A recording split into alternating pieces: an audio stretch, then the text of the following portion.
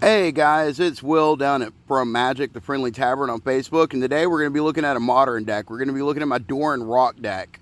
You might ask yourself, what is a rock deck? Well, a rock deck is a mid-range deck. It's a halfway between a control deck and a aggro deck, and it can lean either more aggro or it can lean more control. Traditionally, rock decks have been green-black, and they utilize very healthy destroy effects and very good discard effects. That's the kind of the hallmark staples of them. They also use a little bit of ramp so they can get more into the mid-range beater creatures, so they can get like a little bit bigger. Like take a look at Doran himself. He's 3 mana for a 0/5, but each creature assigns combat damage equal to its toughness rather than its power, so he acts like a 3 mana 5/5, which is great. And he also makes some creatures that would usually be aggressive, that have large power and low toughness, he makes them weaker. But on the flip side, he also makes defensive creatures stronger, such as Wall of Omens. If you see Wall of Omens, just go ahead and board Doran out, because he's just really not going to do you any favors. Now, you got to be very aware of that yeah, sometimes Doran has to come out of the deck, even though the deck is based around him. So let's take a look. I've already got it all separated out into piles. So for removal, we have Thoughtseize. Thoughtseize says target player reveals his or her hand. You choose a non-land card from it. That player discards that card. You lose 2 life. You can't get better than this effect. There is no clause there. It's just you get a non-land card. That's the only clause, is non-land, and you lose 2 life. For 1 black mana, it's great. It's super powerful. We are running 2 of those. Next up, we have another discard spell in Inquisition of Kozilek, and we run these because we have a lot of shocks and fetches, so if we ran the full play set of Thoughtseize, that would be a lot of damage we do ourselves, and this is a 20 life format, so you really can't pile on that kind of damage. This is really good in our format, though, because it usually hits. 90% of the time it hits what you want it to. But they reveal their hand, you choose a non-land card from it, we convert a mana cost 3 or less, and they have to discard it. So it hits anything 3 or less. Most of the things in the format are 3 or less. Bam, lines up perfectly. Next up is going to be more removal, and that is going to be Path to Exile. Exile target creature, its controller may search its library for a basic land card and put that card onto the battlefield tapped, then shuffle their library. So they get a basic land if they're running any. Sometimes you can hit them and they don't have any basic lands, and it's free, but most of the time they get a land. So they ramp. Sometimes you don't want to let them ramp, so sometimes you'll want to wait and wait and wait before you blow up the creature. If they appear to not be doing too well on lands, you might want to try and draw another removal spell besides the path. But exile target creature for 1 white at instant speed is just great. We are running, I do believe, the full play set of those in the main. No, we are running 3. Alright, not a problem. As for the Inquisitions, we're running 2. That's 4 discard spells main deck. After that, we're gonna, one of the newer cards that I put in here is Assassin's Trophy. Destroy target permanent opponent controls, even a land. His controller may search your library for a basic land card and put it in the battlefield tapped. It's just like Path. So we're letting them ramp, but we're able to hit any permanent, even another land. So if they have something like, say, Inkmoth Nexus or we don't get beat down with it because we can destroy it. We can take it out. Make them get a basic land instead of that, that nasty infect creature. Now, Inkmoth Nexus. Yeah. So, that's good. Really good spell. Then we are running 2 of those. Then we have, moving on to our creatures, we have Noble Hierarch. Noble Hierarch is a 1 green for a 0/1 exalted. Means whenever a creature I control attacks alone, it gets +1/+1 until end of turn. And then it can add green, white, or blue. This can also get under Ensnaring Bridge, just like Doran. And then whenever it attacks alone, it'll get 1 point. It'll go to a 1/2 and deal the damage. If Doran's out, it'll hit for 2. So you can get this under Ensnaring Bridge. You can get this, Doran, and a few other creatures under Ensnaring Bridge. That makes us a good matchup against Lantern Control, if Lantern Control is still a thing. Sorry, I'm behind on Modern, so if I'm talking about decks that are not in the format, I'm talking about decks that I faced way back in the day. I know Splinter Twin's not a thing anymore, and they kind of nerfed Eldrazi, but I know Eldrazi still runs around. If you want to know this deck's worst matchup, it's Tron. Tron's so bad for this deck. Next up, we have more ramp in the form of Birds of Paradise. Again, a green for a 0/1 flyer. This works really well with Doran and the Exalted. Say you got 2 or 3 Noble Hierarchs. I forgot to mention we're running 4 Noble Hierarchs. Then this thing can get pretty big in the air and be able to swing in for actually quite a bit. And it's a really nice clock. We're only running 2 of these. So there you go. There's the 2 right there. There is the 4 nobles there. Just a little bit of ramp, just 6 pieces of ramp. Well, sometimes I ran 8. I would run an extra 2 Birds of Paradise. Sometimes I would run really low on ramp and only run 2 of the Noble Hierarchs, and that was it. No more ramp besides that. It all depended on how thick the format was with different decks. It all changed with the meta. Always change your decks with the meta. Try out new things. You want to keep your deck in flux. Don't ever settle on a deck and think that you're done building it, because that's not how it works. Then we have Abrupt Decay. Abrupt Decay cannot be countered by spells or abilities, and it destroyed non-land permanent with converted mana cost 3 or less. So it has 2 drawbacks on it, but it destroys anything. Non-land permanent, 3 mana or less. Can't be countered. That's great. So definitely a good card, and we are running 2 of those, 2 Assassin's Trophy, so that makes sense. Next up, we can go ahead and finish out the spells by switching to the 3-drop slot and go ahead and talking about this spell, which is Painful Truce.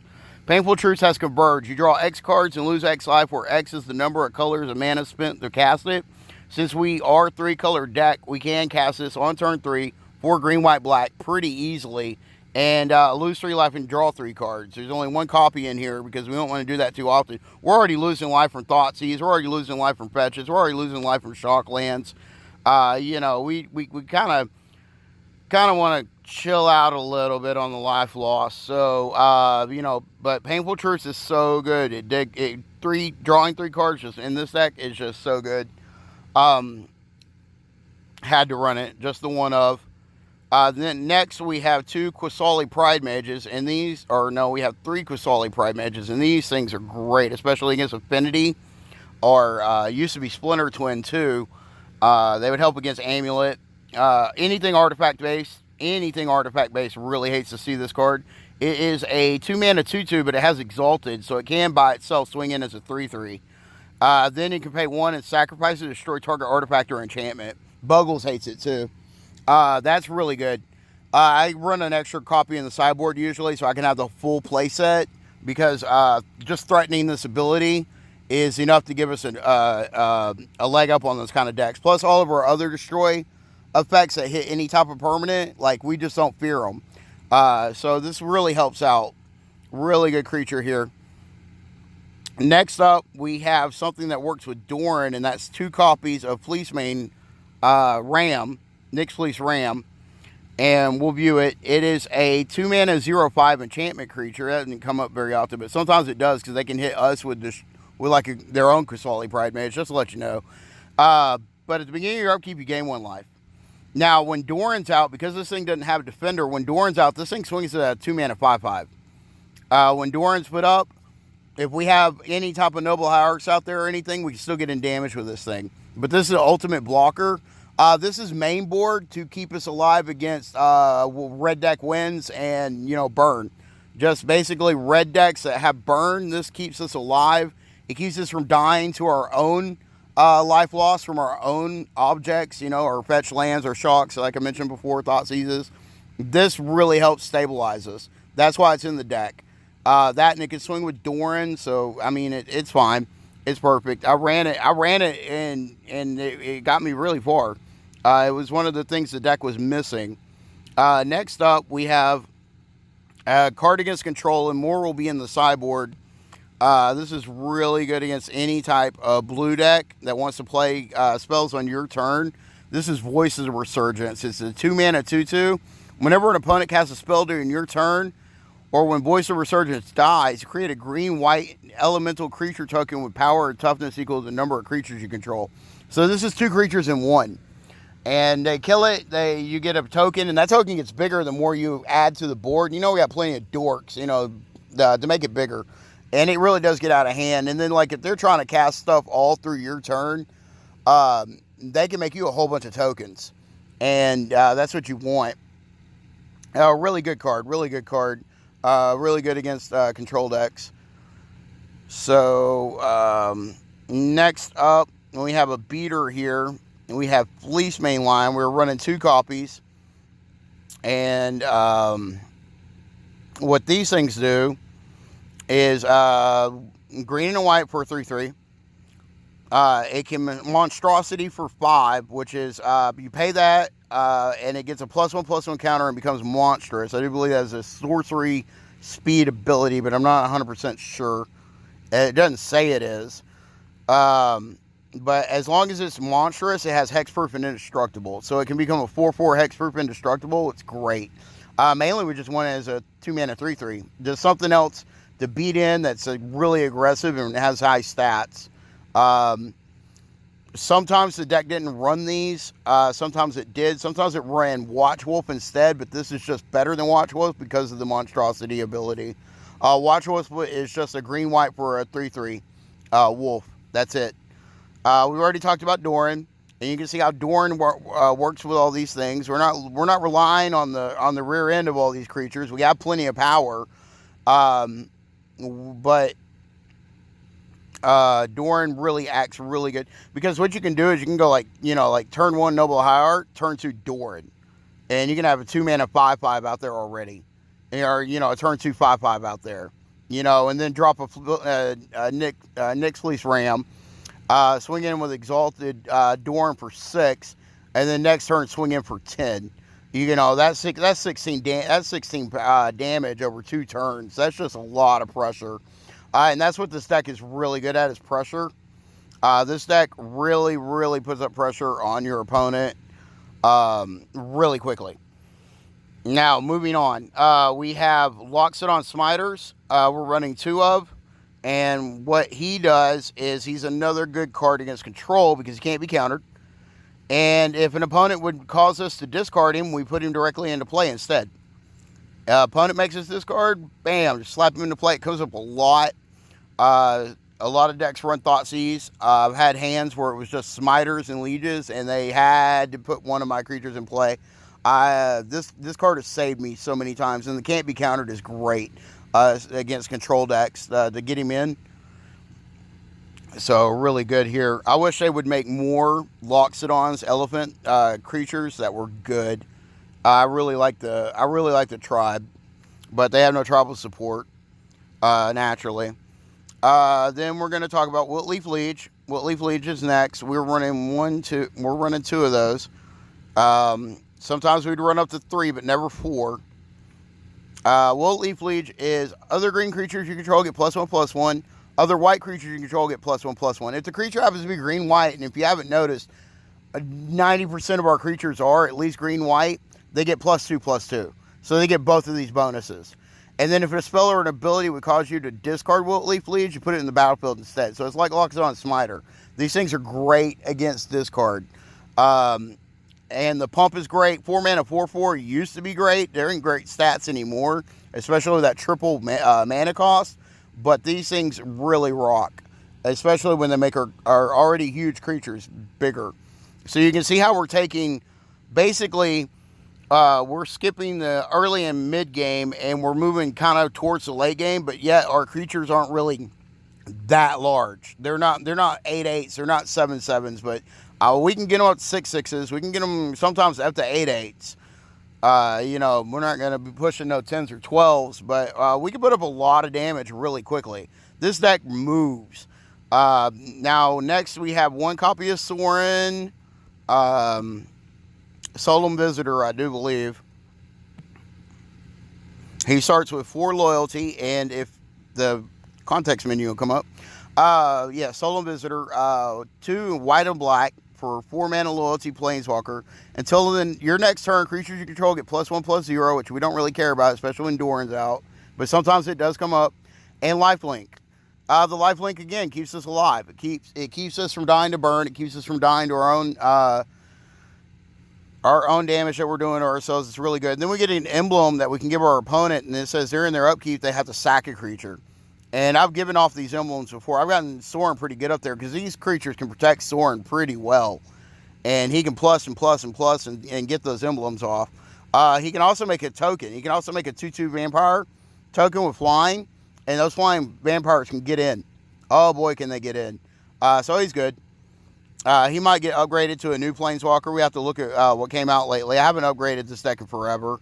Then we got the MVPs of the deck that are besides Doran. We have 3 copies of Siege Rhino. And oh my goodness, when this creature came out, it was like the perfect answer for the deck. It was exactly what the deck was looking for.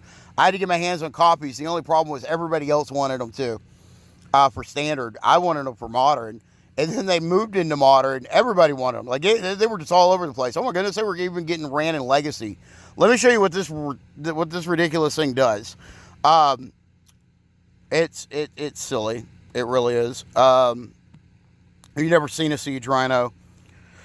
It is a 4 mana 4/5 trample. Those are great stats. 4 mana, you get a keyword, you get 4/5 power. The stats are bigger than what you paid for it. Great. When Doran's out, it swings for 5. It swings with its toughness, so it's even bigger. And then when it enters the battlefield, opponent loses 3 life and you gain 3 life. So it burns somebody and you gain the life. Again, life gain is keeping us alive. It's keeping us safe from burn. The trample is what we really wanted it for. The trample. See, we can put up a lot of damage, but none of our creatures have trample. We can't get through blockers or tokens. So we have to rely on the Siege Rhino to get through. When Siege Rhino and Whitley Pleage is out, though, we can do tons of damage. This thing was perfect for our deck, and I wish I had $1 for every person I burned out with the lose 3 life. Every time I'd just be like, an opponent would be at 3 life, and I'd just drop Siege Rhino and they immediately die. It's great. Next, we're going to talk about the sideboard.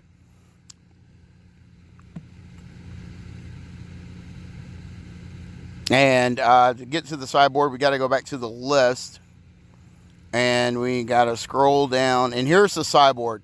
In the sideboard, we have 1 copy of Duress.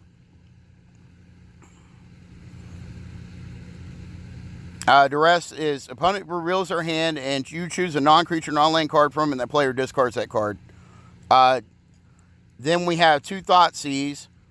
Again, we've already talked about Thoughtseize, so we already know what Thoughtseize looks like. That means between the main board with the 4 other, the Inquisitions and the Thoughtseize, the 4 in the main board, and then the Duress and the Thoughtseize in the sideboard, that's 7 discard spells we have. That's almost 2 play sets worth of discard that we have. That protects us against combo. That protects us against control. When in doubt, just bring in all of your discard. When in doubt, just bring in all your discard.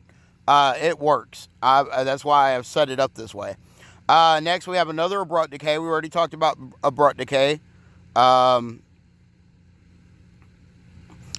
can't be countered and destroy target permanent with converted mana cost 3 or less. So, great card. Then we have another Assassin's Trophy. We already talked about Assassin's Trophy. We'll go ahead and look at it again. Just in case you forgot. Destroy target permanent and opponent controls, and it gets to search for a basic land. Great card. Then it gets interesting. We have 2 Gaddock Teague. And what Gaddock Teague is good for is it's good for blue-white control decks. It's good for ones that are running Wrath effects. Because it can shut down anything, non-creature spell that costs 4 or greater. Non-creature spells with X in their mana cast can't be cost. You have no idea what this thing's holding back. I mean, you can look with your Thoughtseize and find out if this needs to be out. But there was a whole lot of spells that shut down. This shuts down a couple of other spells. It was also good against Splinter Twin because it shut down Twin. They couldn't, non-creature spell, they couldn't put Twin on because it cost 4. But anything that costs 4 or greater stops Wrath effects, though, mainly sweepers. So that's why he's in here. It's 2 copies. Then for the red matchup, because, it's kind of a deal, We have Core Firewalker. It's double white, which is kind of hard for us to cast, but not always. Has pro red, and whenever a player casts a red spell, you gain a life. So this is great to bring in against red decks. Really helps out against them. Then against Tron, the Tron hedger bets against Tron, and against Bloom Titan, we'd run Fulminator Mage, which is a 3-mana 2/2. You sack it, destroy target non-basic land. So we still have a beater, but it's land removal, especially non-basic land. So we could try and hit their Tron pieces. It didn't work. It doesn't work. I've tried it. Maybe I'm running too many. I've ran up the full playset of Fulminator Mage. I still cannot beat Tron. Tron just goes over the top of us and does not care about our game plan. Really, it does not. So I don't know what to do in this spot, but these can come out for something that is good against Tron, but we'll have to figure that out. And the last card in here, we have for Young Pyromancer and other token decks, is Melson Pulse. Melson Pulse destroys target non-land permanent, and all other permanents with the same name as that permanent. So if they put out a whole bunch of soldier tokens, we hit a soldier, boom, it'll destroy all of them. Really good spell. Really good spell. Or are my rest in peace? I skipped right over rest in peace. This is a coup de grace. 3 rest in peace in the sideboard, and I skipped them, and we need to talk about rest in peace. This is what really helps us out in Modern. This is really the linchpin of the deck. We bring in all the rest in pieces. Rest in peace comes into, enters the battlefield, exile all cards from all graveyards. If a card or token would be put into a graveyard from anywhere, exile it instead. So it just shuts down graveyards. And since so many decks rely on the graveyard for value, this thing just hoses all of that. It shuts down Tarmogoyfs because of the exile. It shuts down, Reanimator, Living End. It shuts down, Jund used a lot of stuff out of his, Tasigur decks. It just shuts down a lot of stuff. Really and truly, great card. It really did pull me through that season. This is what won me that PPTQ that I was telling you about earlier. Like, this is the deck that I'd take. It's kind of budget too. It's, it's only $685 if you look down here. That's actually pretty cheap. The only other thing we haven't talked about is the lands, and we're getting kind of like late into the deck tech. It's like over 20 minutes already. But we had 2 Bloodstained Mires fetch land. We've never seen a fetch land before. Tap it, pay 1 life, sacrifice it, search for a swamp or a mountain. We don't have any mountains in our deck, but that's okay. We're just looking for the swamps, which are forest swamps or Galla Shrine. So that's it. We have 1 forest, we have 1 plains, we have 1 swamp. There's the swamp, there's the plains, there's the forest. Next up, we have Galla Shrine, which is a plain swamp. You can pay 2 mana to have it come into play untapped, or it comes into play tapped. So that's where we shock ourselves. That's why it's called a shock land.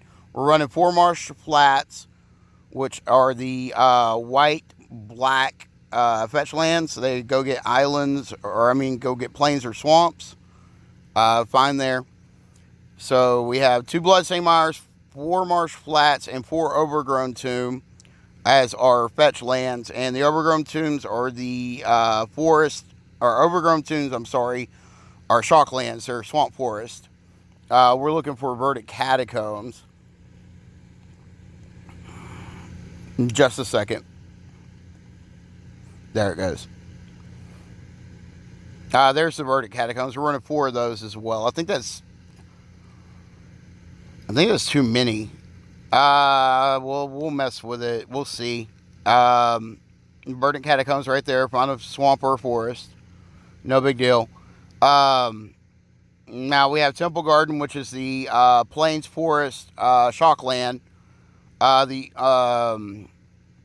Galla Shrine, yes. And then the only other thing we have in here is a copy of Stirring Wildwoods. And what Stirring Wildwoods is a man land. It comes in play tapped, but it can produce green or white. We can pay 3 green or white and colorless. Until end of turn, it becomes a 3/4 with elemental with reach. If Doran's out, it's a 4/4 because it attacks with its toughness. 3/4. This dodges sweepers. It dodges sorcery speed removal because it turns back into a land and they can't hit it. So it gives us reach. It really does. It's nice to have man lands, even if it's just one. And the only other thing that's in this deck is Gabony Township. And this is a utility land. It taps to add 1 colorless, or we can pay 4, green and a white, tap it, put a +1/+1 counter on each creature we control. So if we're stalemated, this will make us not stalemate. This will pump our team and keep pumping our team until we become a threat to break the stalemate. That's what this card's in here for. It is colorless. It's hard to run because we are so color specific, but it's worth it. Definitely run Gabony Township if you can. You know, get those counters on them Birds of Paradise and just get in there. Oh boy, if I had $1 for every person I kill with a Birds of Paradise. But that's it. That's the whole deck. That's Doran Rock in a nutshell. Let me know what y'all guys think of the deck. I like it. You know, it's from my mind, and it took me pretty far in the modern scene. But again, that's encapsulated in a bubble of a meta that doesn't exist anymore. So I can't tell you if the deck's good anymore or not. And it might be not properly built and need a new sideboard. I wouldn't know until I got to a tournament and saw what I was actually facing and what the meta looked like locally to tell you. But thank you for coming along on this trip. Thank you for staying for such a long deck tech. You guys are awesome. I want to tell y'all happy pack pulls, and as always, happy games.